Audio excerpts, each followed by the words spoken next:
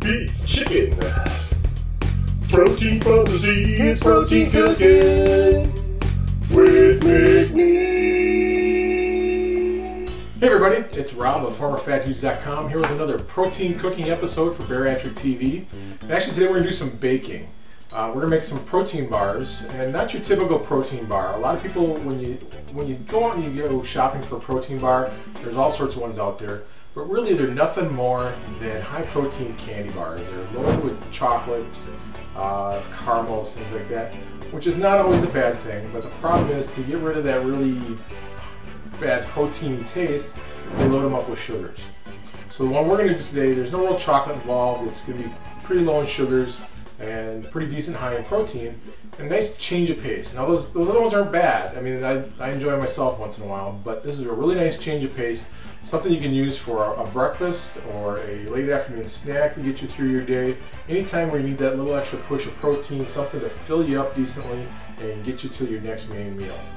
All right, let's get to it. All right, here's what we need. First of all, get your oven heating up to 350 degrees. Then we take a cup of rolled oats. You don't want to use instant, just use your regular basic rolled oats. I've got a cup of cooked quinoa. Quinoa is a really great source of a complete protein. You do get protein from your oats here, but it's not a complete protein like the quinoa is. If you don't have or can't get quinoa, use 2 cups of oats, a quarter cup of ground flaxseed, and a cup and a half of protein powder. I use a unsweetened, unflavored powder, and then I add other stuff to it. If you don't have that, you go for vanilla.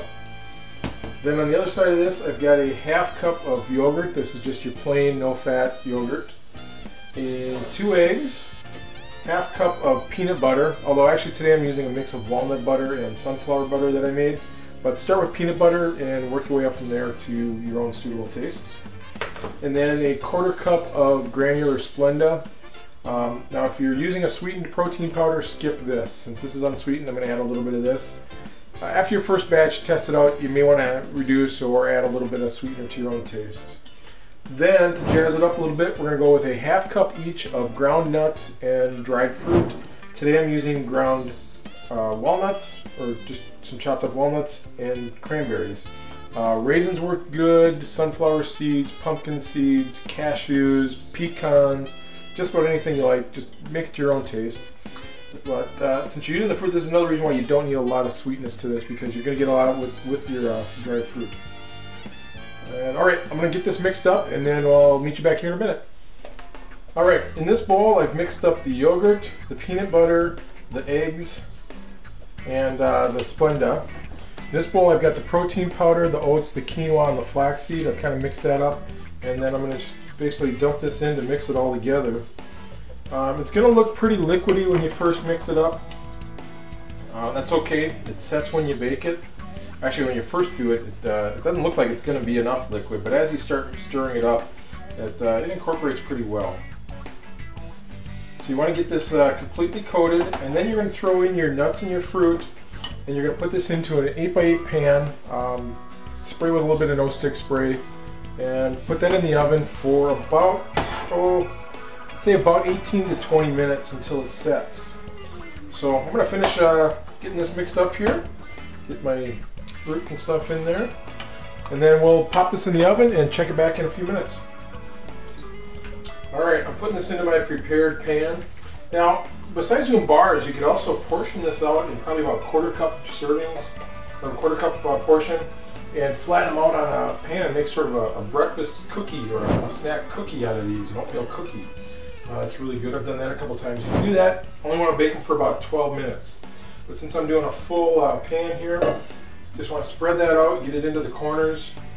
It's going to be kind of thick, but that's good. Alright, and pop this in the oven, like I said, for about, check it out for about 18 minutes. Alright, through the magic of TV time, it's been about 18 minutes. Now you'll be able to tell these are done because they'll be very firm to the touch. So what I'm going to do is I'm going to let these cool here for a few minutes, and then take them out of the pan and let them cool, and then we'll cut it out for the bars. So we'll be right back. Alright, there's the finished product. You get about 12 of these out of a batch. If you make the cookies, you'll get about 12 of them out of there too. Each one's going to be about 15 to 20 grams of protein, depending on the powders and whatever else you put in them. Really, this is a recipe. It's a nice basic recipe that we'll throw up on the forums, but it's something that you can make your own.